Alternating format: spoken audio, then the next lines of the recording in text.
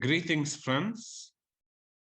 So today, actually, we're doing something different. We want to welcome our friends, Catherine Akbar, who will be actually the one who is leading the meeting today and interviewing. Actually, Ramzi is a part of. There's so many things that we're common together with, so many friends, and also like we went to the same school many years ago, maybe like 10 years ago.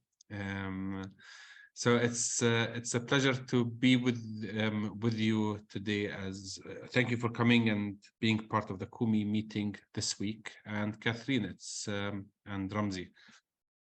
Thank you. All right. Thank you so much, Omar. I appreciate Kumi and Sabil hosting us today. And I'm delighted to be here with all of you.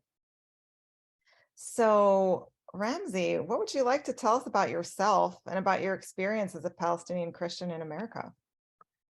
Hi, Catherine. Thank you for hosting this, and thank you, Omar, for inviting me and making this whole thing possible. And thank you, Ryan, also for the nice poster and the website and everything. This is the book, if you haven't seen it. I was born a Christian in Palestine, and that simple term, I put it this way because that simple term, Palestinian Christian, when I came to America, everybody was thinking that's an oxymoron. So, you know, my Allah is very often confused with the Muslim Allah, and we're lumped together. The last time I chatted with somebody new, I met someone at a bar, and he was, you know, he knew I was from the Middle East. And as soon as he found out I'm Christian, oh, thank God, that was his reaction. So my whole life, I guess, I've been trying to come to grips with the fact that I'm a Palestinian Christian. That same book that I believe in, the Bible, is used by other people as a blueprint to oppress me, as a sort of deed or right. And so I try to look at myself and say, okay, how do I define my own connectedness to the land? And that's one of the aspects of Fugitive Dreams, is I try to illustrate that connection that every Palestinian Christian has to the land of Palestine and to its history and to its future. I mean, if we look at the numbers, Christians in Palestine are a tiny minority right now, but in reality, Christianity itself is indigenous to Palestine more so than any other land. That's where Christianity originated. Now, I'm no theologian, and I'm not a biblical scholar. I like to read a lot about these matters, but most of my Bible I learned from a young age. My grandmother started me reading with the Bible. So here I like to talk in this hour somewhat about my struggle with when I was living there, with the fact that our book was used to oppress us, that it was filtered down to a doctrine of supremacy and promised lands. And that doctrine was then used to disenfranchise and dispossess us as Palestinians. And then the second part of the book, the character travels to America, and that parallels my life when I traveled to the States in 1990. And I was shocked at how many churches, not everybody, of course, but there's quite a few churches who have pro-Zionist beliefs, who cast the modern conflict in Palestine as, you know, Israelites and Philistines, and of course we're the ones on the bad side. So that's where I want to begin. Wonderful. Thank you for that, Ramzi. Well, I'm glad you brought up the Islamophobia. As a Christian Arab American myself, I've also experienced that. And it's an awkward position for people to put you in, but I'm glad to, you know, to tell them, hey, I'm glad that you're happy that I'm Christian, and I'm equally respectful of Muslims, and I hope you are too. I mean, obviously they're not, but you can always put it out there. Right. There's nothing wrong.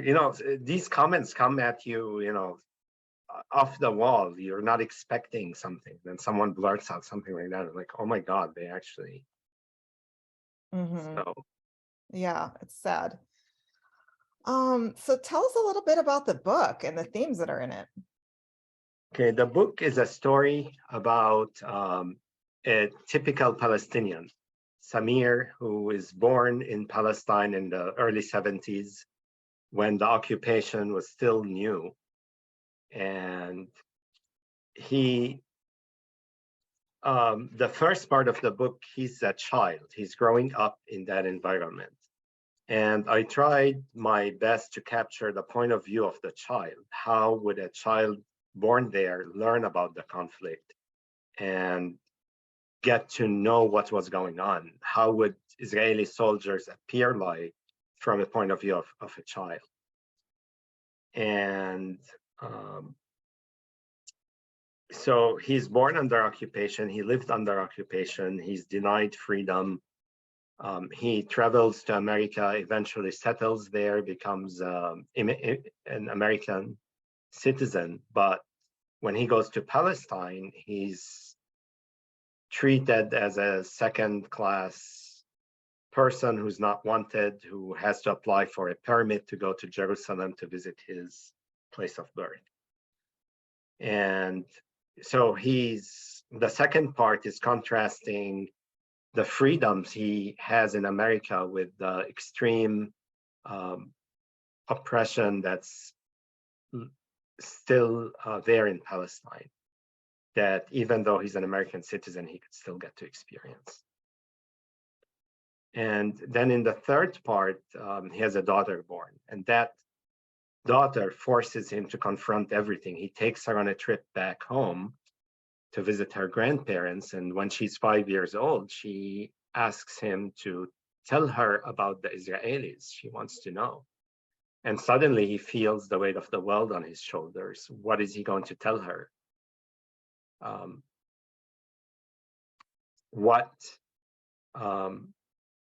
How is he going to tell her?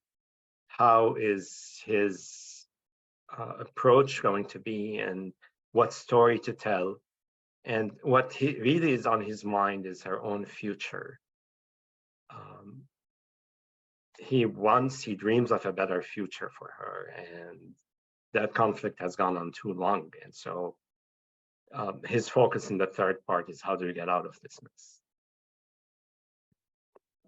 Beautiful. And, I've known you, Ramsey, for a long time, since college. So when you gave me your book, I planned to read it out of a sense of obligation, but I have to say that it was such a gift, because it is a really beautiful book.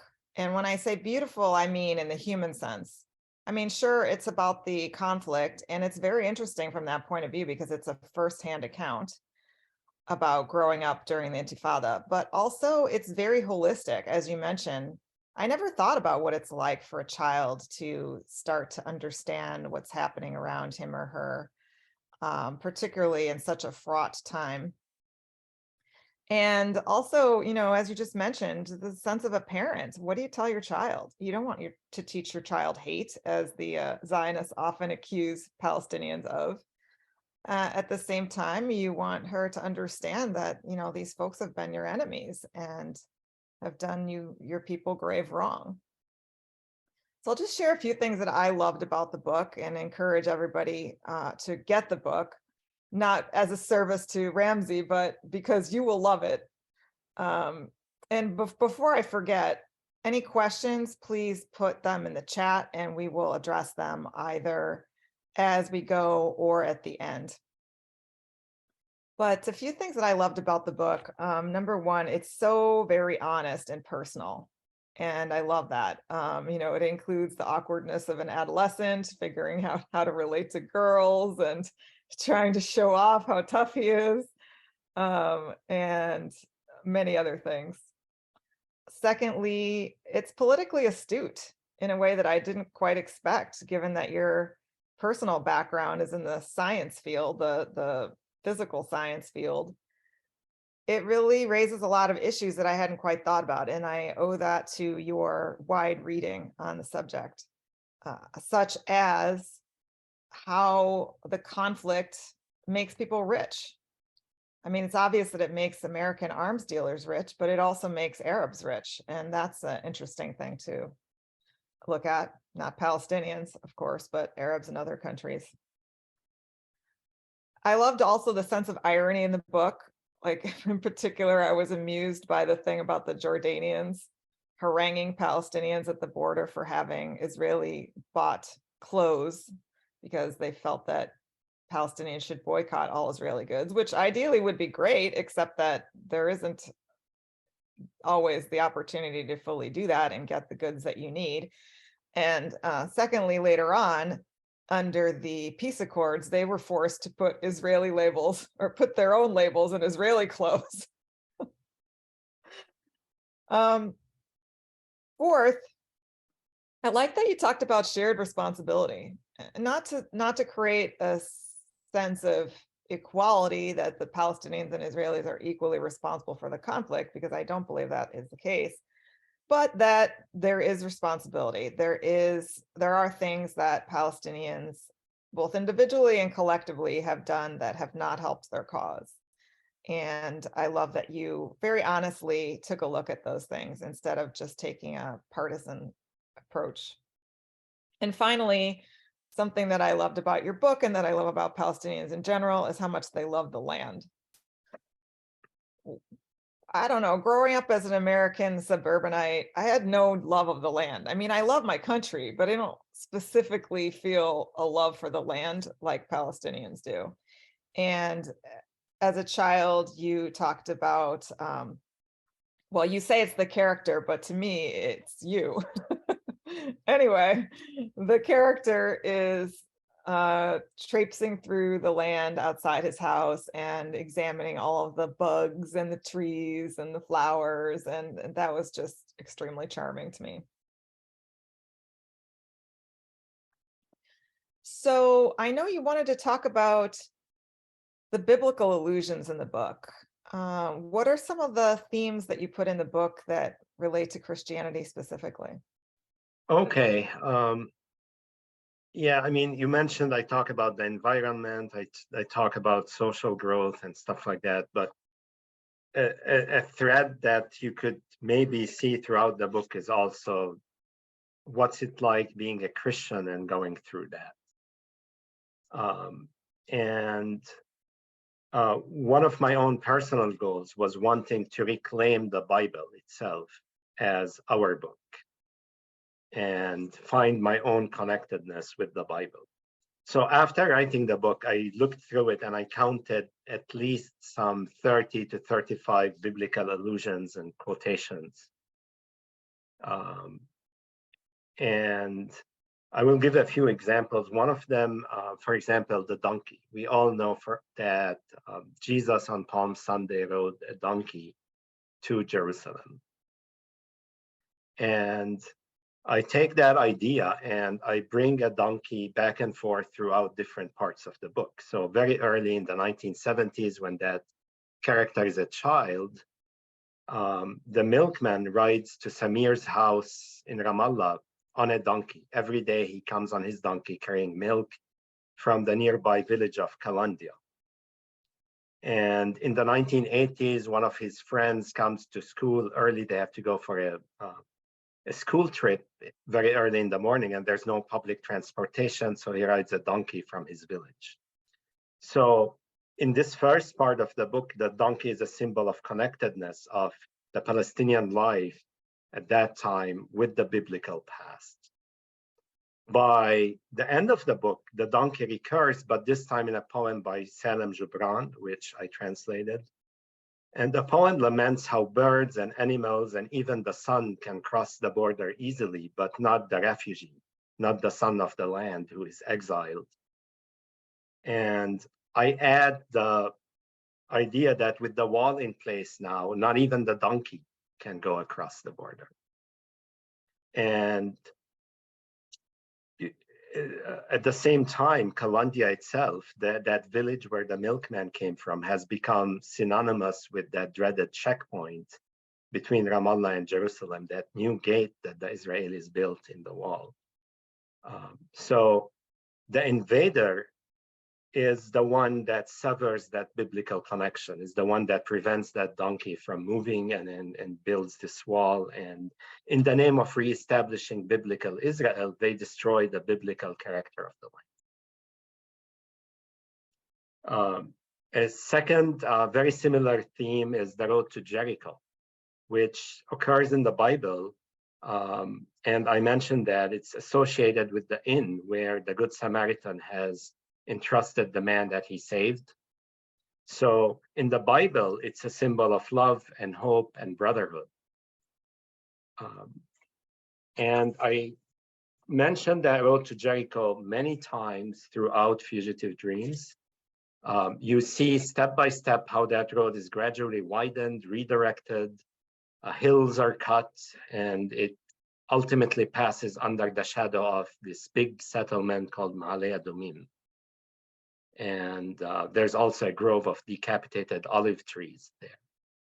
So again, the biblical thumbprint on the land is effaced by those invaders who are doing it, ironically, in the name of the Bible. So as we speak right now, the biblical shepherds along that road to Jericho are being evicted by the Israelis, who go and destroy their homes and destroy their schools, and Palestinians go back and rebuild, and then the Israelis come next week and destroy everything. So again, how can they claim ownership of the Bible when they're against that?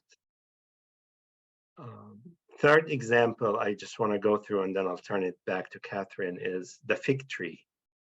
So early in the book, Samir mentions how the parable of the fig tree assumes a palpable immediacy when you look outside your window and you see a fig tree right there. So that fig tree outside his window, I capitalize it throughout the rest of the book. I personify it as its life unfolds alongside his. He knows that tree personally and played in that vacant lot where that tree is with his friends throughout his childhood. Its fallen leaves are harbingers of snowfall in the winter. But then when you fast forward to the end with Ramallah's rapid growth, the fig tree is still there. It survives the construction trucks for a giant building next door, and it survives a fire. But it's very threatened because all those empty lands are threatened by that growth and overdevelopment and this constrained environment that's created by the wall. So the tree is the last living being to speak in the book. It speaks, it becomes symbolic of sumud, of endurance, of the land, of ancient wisdom. So I'll turn it back to you, Catherine. All right, wonderful.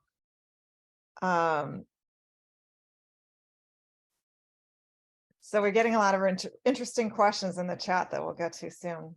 What did you want to say about Palestinian village names and the Bible? You know, when I went to Palestine for the first time in 1993, I went to the international summer program for international students, which I highly recommend to anybody who has a college student or who wants to take a summer sabbatical.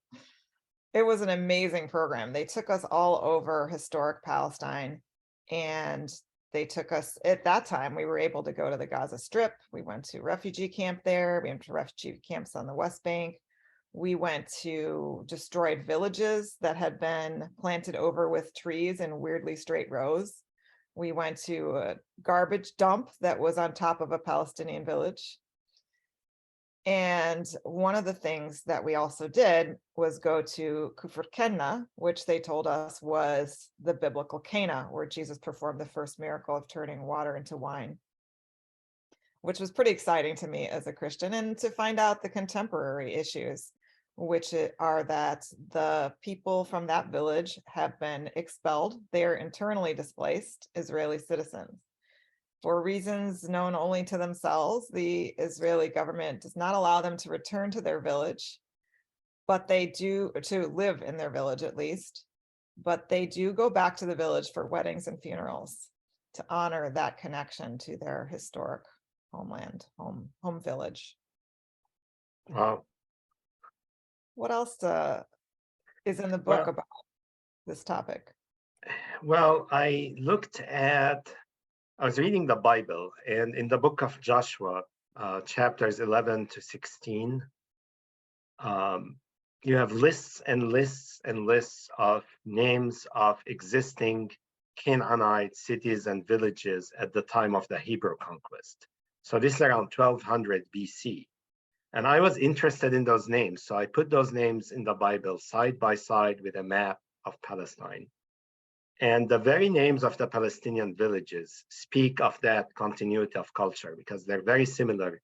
They're the same biblical villages that were there even before Joshua, even before King David, before Solomon, before all of that. Those villages and cities were there. I even made a spreadsheet. In the book, I only mention a few of them. For example, and the interesting thing is that when the Israelis came to the West Bank, they built their own settlements and they gave their own settlements biblical names. So now if you look at the map, you have this double vision. You see Ramun, a Palestinian village next to Rimonim, an Israeli one that uses a slightly more biblical sounding name, less Arabized. You have Giv'on and you have El Jid. So I use the example, the most poignant one is Beit Ur. It's in west of Ramallah. And in Palestine, we had two villages called Beit Ur the upper, El Ulia, Beit Ur the lower on the hill. And if you look at the Bible, you find an upper Beth Haron and a lower Beth Haron. So they're recognized in the Bible as two villages. Whereas the Israelis came and built a new settlement they called Beth Haron, which is a Disneyland version of the biblical landscape. You know, looks like something taken out of California and planted in the middle of there. You know, different type of construction and all that stuff. Mm-hmm. And you mentioned that there are Palestinian connections to the Old Testament, which is very interesting. Tell us more about that. Yeah, so the most visible one is when I was a kid and somebody bought a new car or built a new house. What do? If they can afford it, they get a lamb and they slaughter the lamb at the doorstep. And then they take a hand, put the palm, dip it in the blood, and put it on top of the door, on the lintel.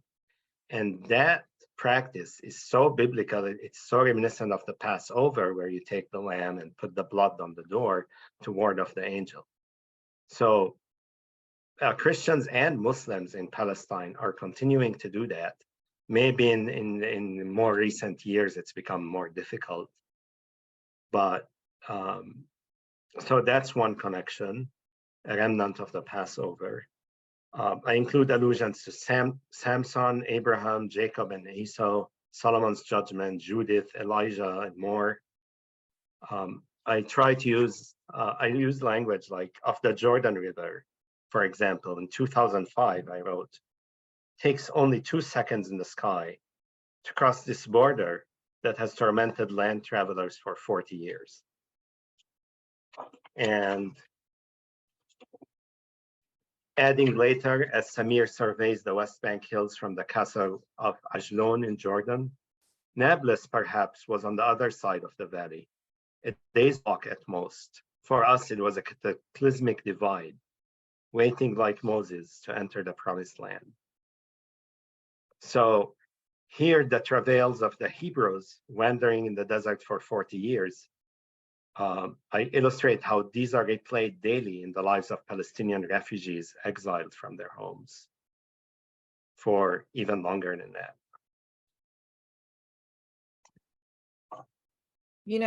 It's interesting that you share that story about the Palestinians slaughtering a lamb and putting the blood over the lintel, because the genetic studies are showing that Palestinians are, for the most part, the biblical Hebrews. So, of course, Probably.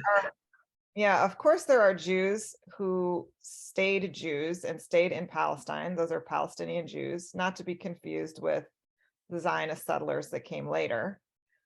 But most of the Hebrews and Jews in Palestine converted to Christianity, and many of them later converted to Islam.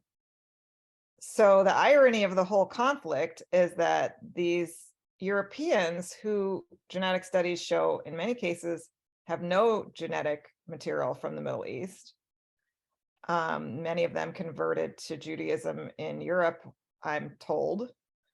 But they claim that this land is theirs based on the Bible, when in fact, genealogy would suggest that the Palestinians are the inheritors of that, not only through being the descendants of the Hebrews, but also by being the indigenous people, even if they have other heritages as well, like Canaanite and Philistine and so on. What are your thoughts about talking to Christians? This is a question someone posed in the chat. What are your thoughts about talking to evangelicals about this? Have you thought about that? Yes, actually, I mean, a lot of my comments in the book about Christianity were aimed at evangelicals, if they get to read it. I have found that it's possible to talk to individuals who are evangelical and get them to change their mind over a long period of time. The leaders forget about it. They're taking money from Israel to do their missions, or they're in league, or they're making money off of tourism to Israel. That's a big business. Again, it goes with those profiting from the conflict. If you're a pastor and you want to take your church to the Holy Land, you need permissions from Israel. And, maybe they'll give you very good deals if you help them spread their propaganda. And a lot of people fall for it because they're getting financially rewarded. Can you say more? What do you mean? I mean, I don't know, but oh, okay. If you go to there's always all those buses busing evangelical tourists around. Well, I cannot drive a bus and operate my own tour company to take people around the sites because I don't have the permits. Mm-hmm. So the companies that get to dominate the tourism industry have to follow the Israeli line. Yes. Even when you go there, the signs don't say anything about the Palestinian villages. They just point out Hebrew sounding names. They make a big deal about Masada, which, is part of the Jewish heritage, but they diminish other areas that are equally important for Muslims. So it's now a lot of churches I know in America are aware of that, and they don't participate. They don't, they're not Zionist churches. And some are straddling the line a bit. The new church I just joined, which is evangelical, they had a trip recently to what they call Israel. They showed a picture of East Jerusalem on the website advertising the trip. And I told the pastor, this is a problem. You're showing occupied Palestine and calling it Israel. Why don't you just call it the Holy Land, and then you don't have to worry about it? He said, we are not a Christian Zionist church, which I found interesting. So I think that there is a lot of movement in the evangelical churches.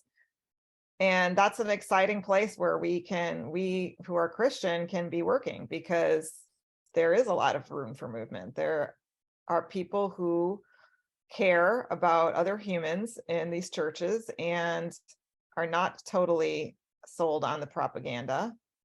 For example, when I went to a J Street conference a few years ago, I was put with a young couple that were evangelical, and they told me that they had gone to the Holy Land, let's say, to study at Hebrew University, and had come back very pro-Palestinian, which is kind of interesting in itself. And I asked them, oh, that's interesting. And what did you say to the people in your church? And they said, well, we tell them about it every chance we get. And I said, how do they react? And they said they're very surprised. They're like, oh, that's not okay. They just don't know. Well, you know about the Birthright Israel program, which operates on almost every college campus, invites young Jewish American kids for free to go to Israel and get indoctrinated. And I've spoken to several people who went through that program and then also changed their mind and went to the West Bank to help Palestinians. But it's basically an indoctrination program. They have similar programs for members of Congress, for even state government people who might rise up politically, all free paid trips. And I'm sure some religious clergy are included in those or invited to participate in those trips. That's one way maybe that, you know, Israel gets its message to those churches. And but, sorry. I'm sorry, go ahead. Well, I was just going to ask you, and how are Palestinian Christians resisting all of this and the occupation and the dispossession? There are a few organizations that try to organize counter tours to, you know, inform people, and there's a growing number of that. But again, those organizations are subject to the Israeli restrictions, which, you know,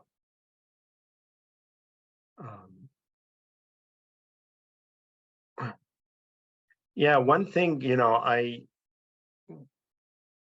another thing that Palestinian Christians, I think, struggle with is the concept of resistance. How do you resist something like this when, you know, Jesus teaches us to turn the other cheek and not worry about this life at all. But if you see an injustice, how do you make sure that injustice stops? And, you know, when looking at Palestine and looking at the modes of resistance in the Bible, you know, you see David and Goliath again, the child with the slingshot, except he's Palestinian now and he's fighting tanks and drones. I was thinking about the slogans, like, why do we like too many slogans in Palestine? We have things like, you know, Palestine will be free from the river to the sea.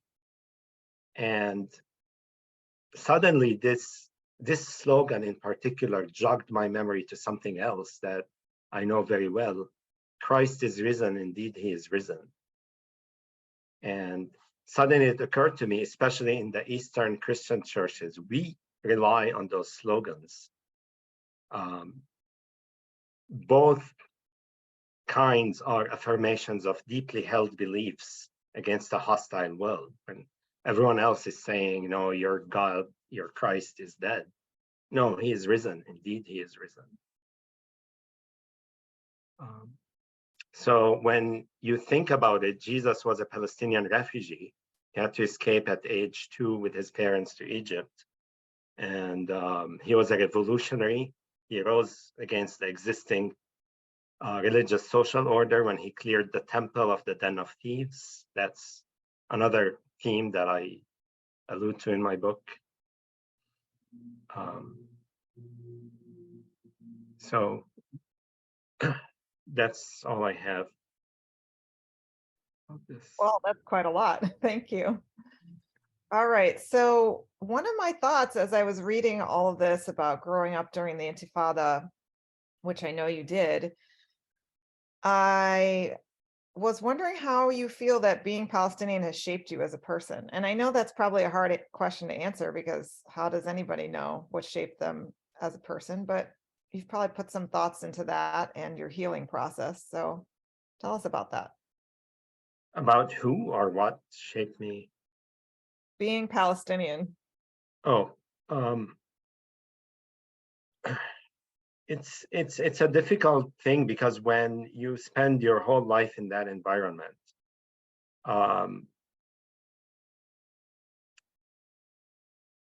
you know, there's many different trends. I talk about victimization.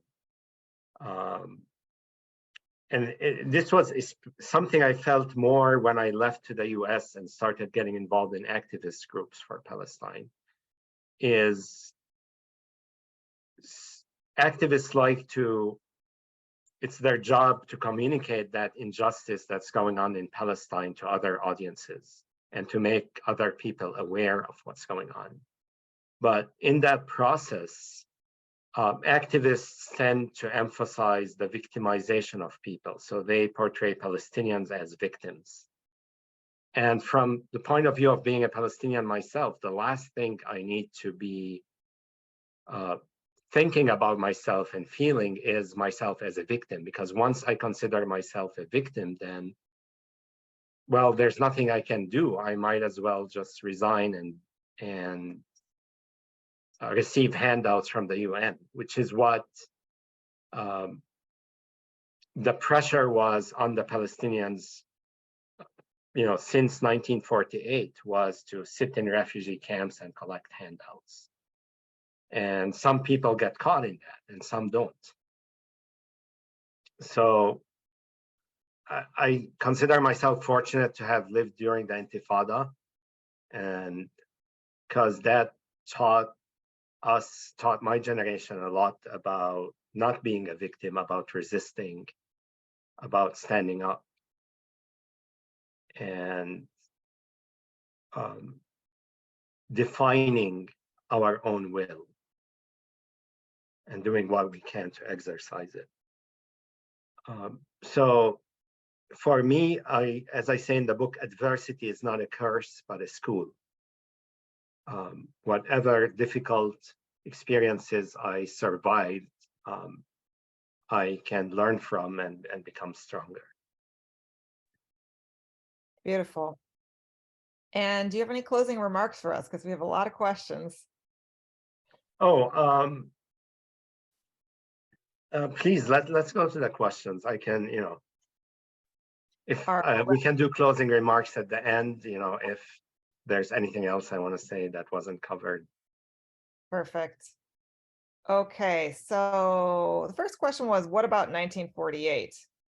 I know the character talks about his mother being a refugee and as children asking the parents to take them to see her village, and they didn't want to. And then after they took you there, you felt shame that you had pressed for that because it was obviously painful for your mother to see her home taken over by others.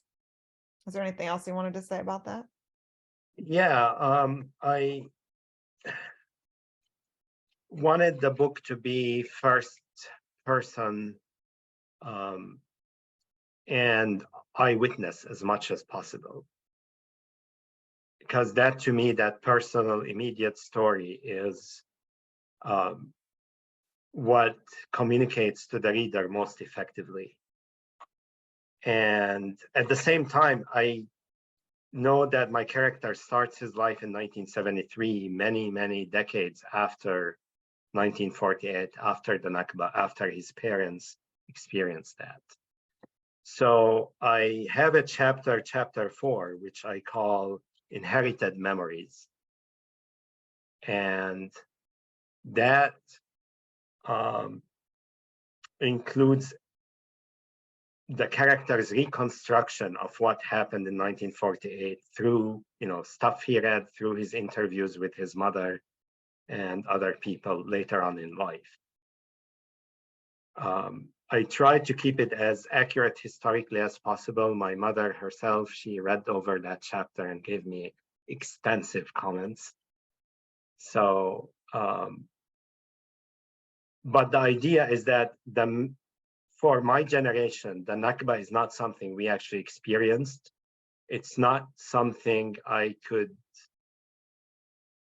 very effectively communicate because I didn't live through it. I cannot communicate it the same way someone who's actually lived through it could. So rather, I portray it as an inherited memory, as a collective experience that was passed down to us, that we still sort of experience in our DNA, but it's more vague.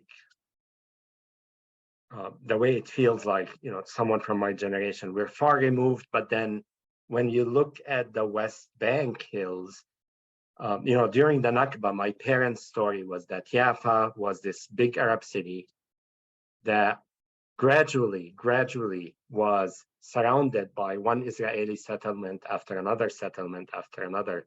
Well, back then they weren't called Israeli, they were Zionist. And eventually the city was isolated and was attacked, and people had to leave their homes because they were surrounded. And that character who knows this story as something their parents told him, he then looks outside his window, and in the West Bank in Ramallah, there's a settlement that I could see from my school, and there's another settlement here, and there's another settlement here. Ramallah is equally surrounded by settlements, and those settlements are getting bigger and bigger and bigger. So is 1948 really over, or is it still going on? And if you look at what's going on today, 1948, a repeat Nakba is not that far off, unfortunately. Yeah, it's a very worrisome time right now. Now, we do have a lot of questions, so hopefully we can keep answers brief. Is this basically autobiographic? Yes.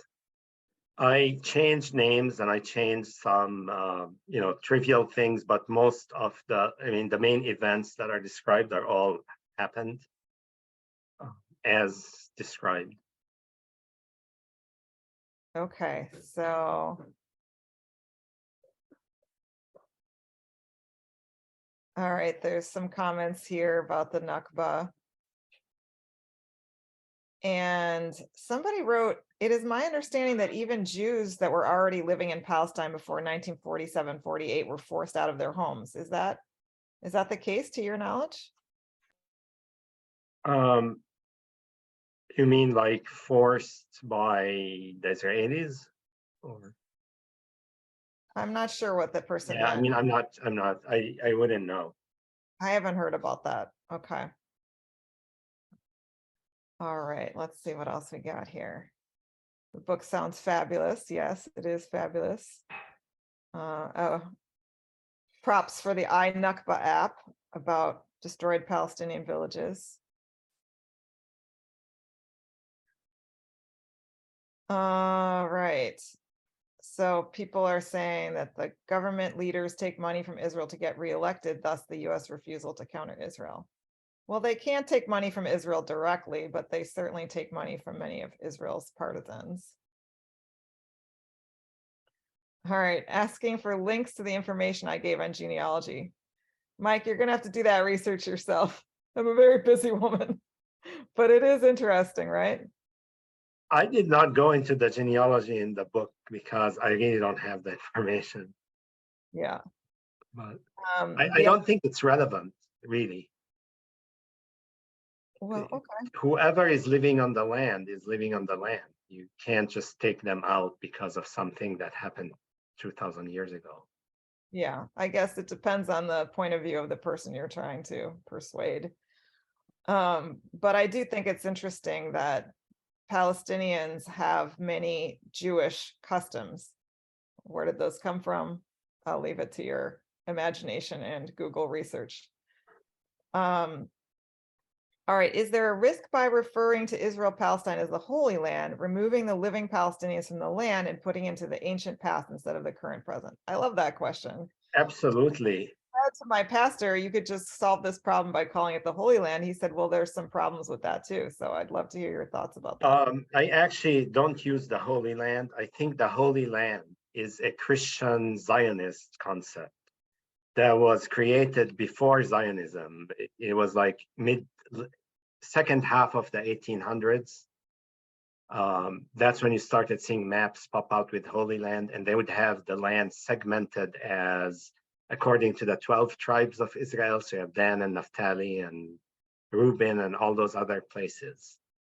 And to me, that seems like a European attempt to reject the existing Arabic names of the places and impose a biblical map on, it's a conquest. It's a name of conquest, All it's right. the same as calling it Israel. It's a Christian Israel type of name.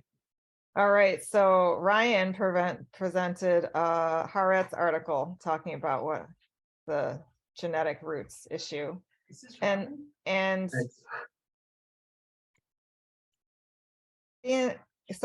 Gretchen wrote, Gideon Levy took a DNA test and found out he wasn't Middle Eastern. There was an article in Haaretz by him about that, but I could only access the beginning of it due to paywall.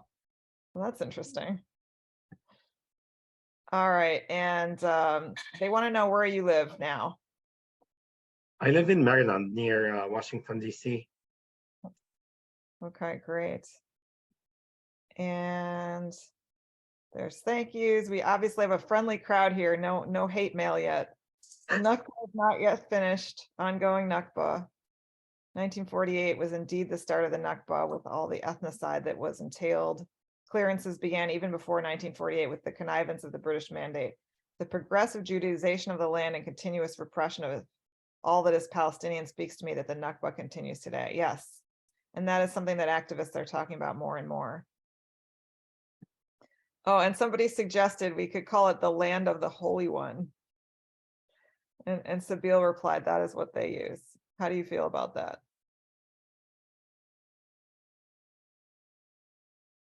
You mean like it's a translation of Israel? I never thought of it like that. Is that a translation of Israel? I mean, El means God. What does Israel mean? I don't know. If anybody knows, put it in the chat.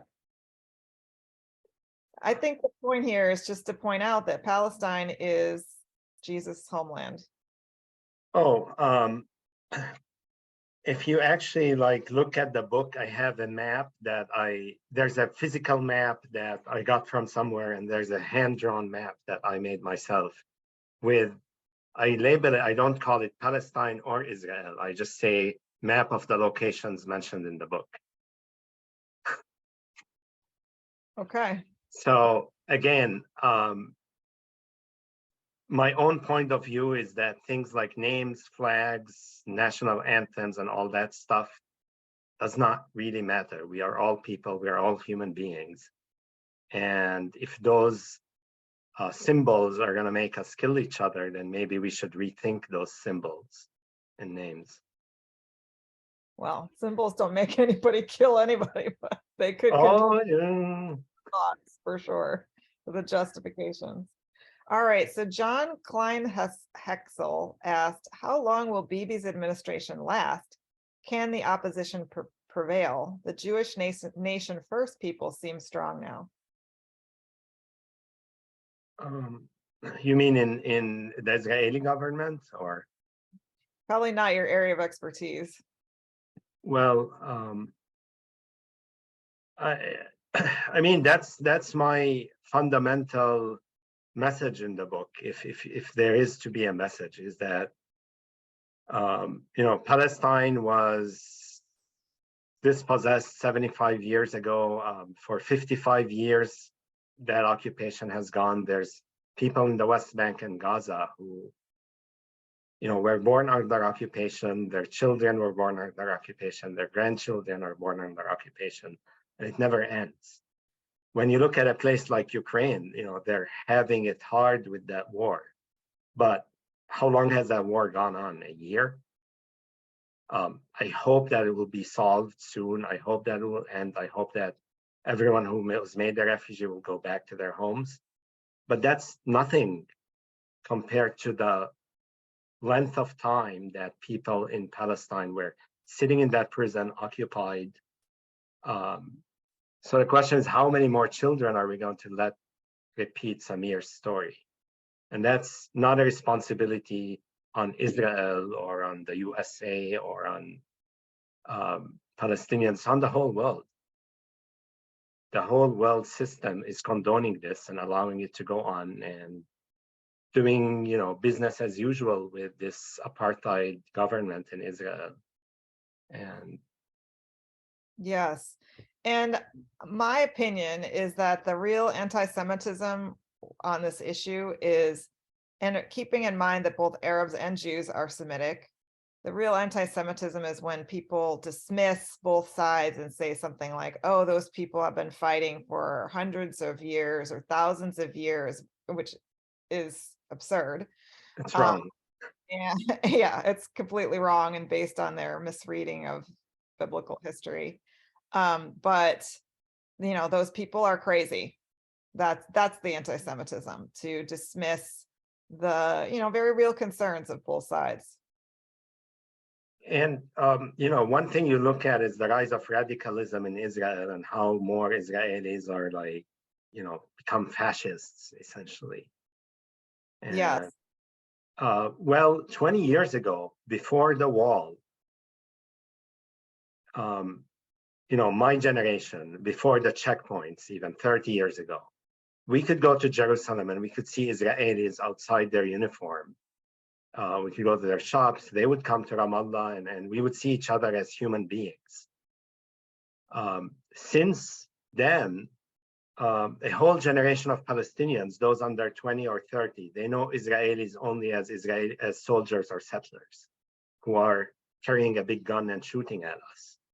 And young Israelis, they know Palestinians only through their service maintaining the occupation, which, when you think about it, every Israeli's first job out of school is to be an armed jailer carrying a gun and maintaining that occupation. So is it any surprise that today's Israeli society is more extreme than 20 years ago? No, it's designed to be extreme by that wall. It's designed because they prevent them from talking to us and seeing us as human beings. Very good point. Now, what do you suggest that we call the country? Palestine/Israel or something else? I'm going to abstain on that question. I don't think it's relevant. Okay. Call it, nothing. Interesting. Okay. And thank you to Paul and Alan, who told us that Israel means one who wrestled with God, or wrestles with God, which is another response to evangelicals. Israel in the Bible is referring to the Hebrew people. It is not referring to a country. So Israel, when the Bible says those who love Israel praise God, or whatever it is, I forget the exact verse, that means be kind to the Jews.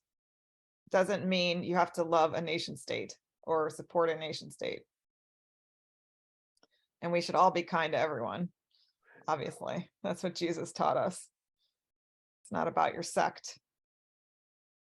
All right, so David Turawa Mazen Kamsia wrote about the genetics in 2001, but learned journals refused to publish his findings. Interesting.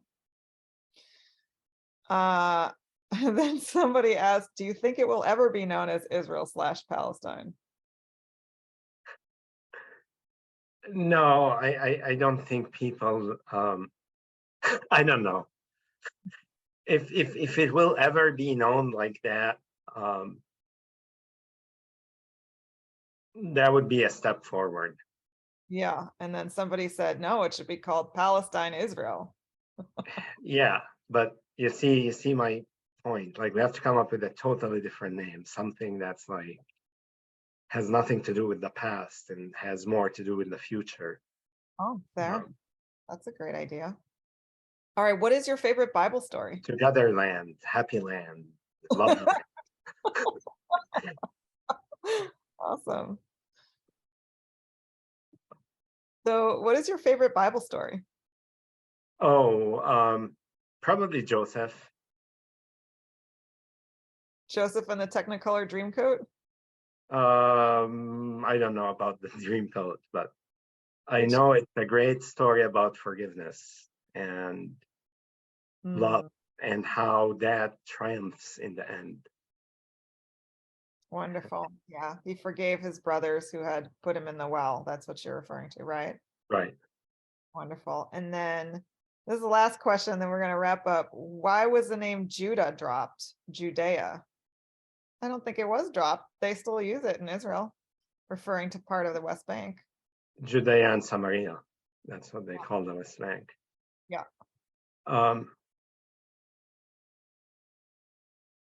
Yeah, like